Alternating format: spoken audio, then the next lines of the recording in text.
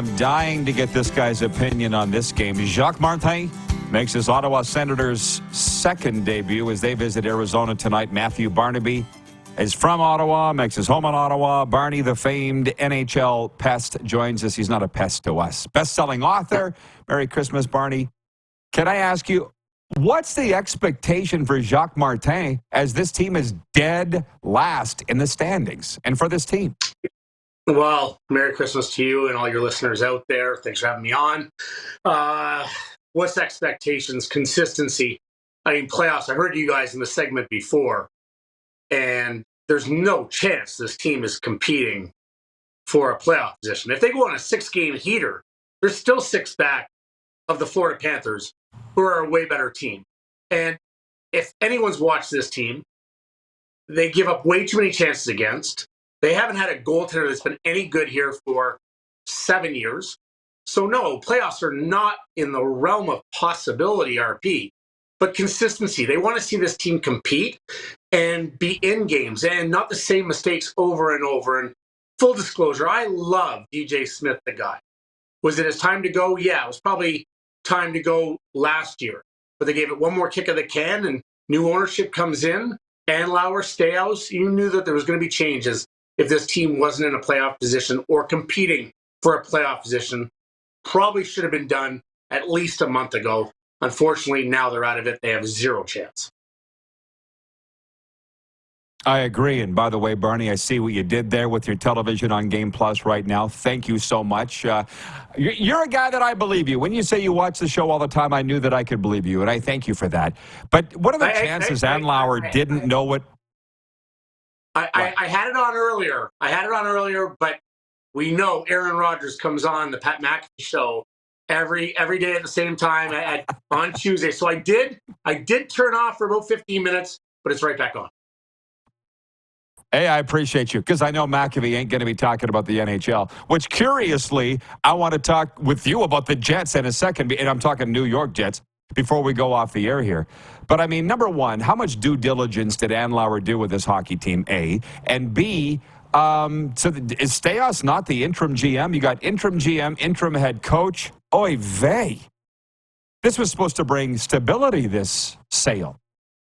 Yeah, it will. It will bring stability, and I like Stevie Staios. I think he's a good hockey guy, but he's in a new position as well. He was only 1 year in Edmonton in a front office, so it is definitely a learning curve. Jacques Martin, he's brought in to bring some continuity on the defensive side of the puck. This team will be able to score goals. They're very similar to my New York Jets, and I tweeted it out the other day.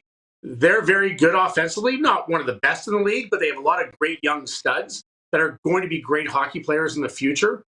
But right now, there's a lot of cheating going on the offensive side of the puck. Defensively, they gave up way too many grade A chances. And when you don't have goaltending like we had in Dominic Hasek, you're going to lose more games than you win. And that's where they are right now. But Andlauer, did he do his due diligence? I think he did. I think he was also surprised with a few things with Pierre Dorion and the way that unfolded.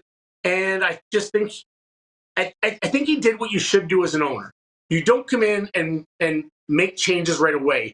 You have to form your own opinions on the people that are in charge, whether it's the GM or the coach, and give themselves time to either prove that they're the guy for the future, or then maybe you confirm in your mind what you thought going in. But I don't like when people come in and just fire everyone and bring in their own guy.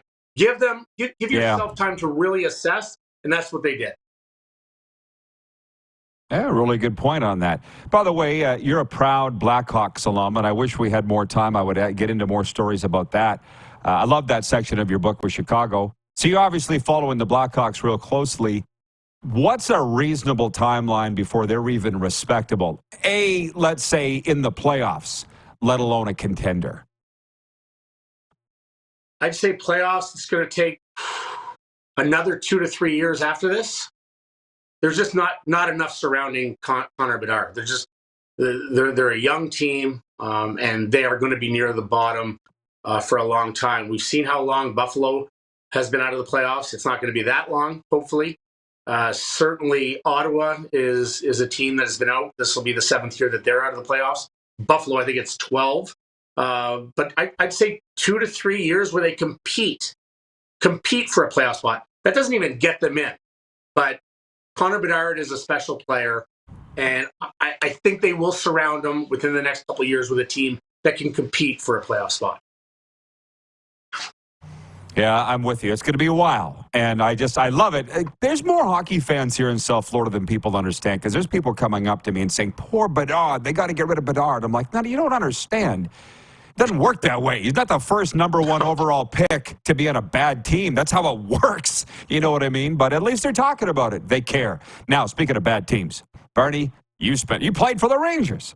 And I spent a lot of time in New York. You'll get this. I walked up to a hotel on Fifth Avenue, 2 doormen. I said, guys, I'm looking for the Jets game. Do you have it on TV? Doorman goes, why? And this was like 10 years ago. They've been bad forever. Yeah, this was in New York. I don't know. You got to tell me why you're a Jets fan and why you stay a Jets fan. You know what? I loved the sack exchange when I was like 12 years old. I turned on a game, and my brother was a Minnesota Vikings fan. And I watched this one game, and Mark Gastineau, Joe Klecko, Marty Lyons, and I fell in love with the way that Mark Gastineau celebrated after he got a sack. And just ever since then, I've been a fan. I should have changed a long time ago. Listen, it's been 38 years of misery. Not a lot of great things have went on. I missed the Super Bowl. I missed Broadway Joe. Got to meet him since. He's a wonderful man. But I just never wanted to change. I never wanted to be that guy that jumped on a bandwagon of a team. But this was I can say, the most excited I've ever been at the start of the year with the young talent that surrounds Aaron Rodgers. And I was at that game, and 4 plays in, he goes down. It went from the loudest stadium I've ever been in to the quietest stadium I've ever been in. And the expectations obviously went out the door. They have a top 3 defense, even though the numbers won't portray that. When you give the team the ball starting on your 25 or 30 or inside your 5, most of the time you're going to give up points. So give that defense 17 points a game, and this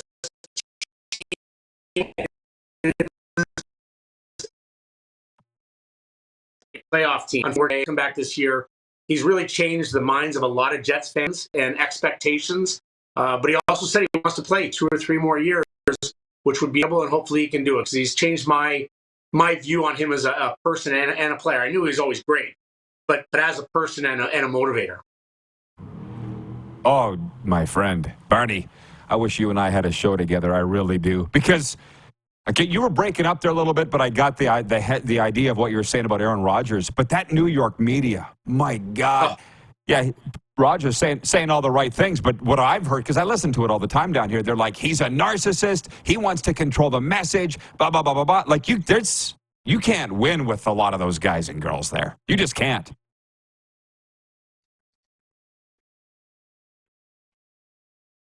Did we lose him? Did we lose Barney? Oh, he's gone. Oh, it was good. I'm just saying, Aaron Rodgers is in there. And it was not on or maybe it was on McAfee. He was ripping New York media for how the lousy franchise and how the media has a big hand in that.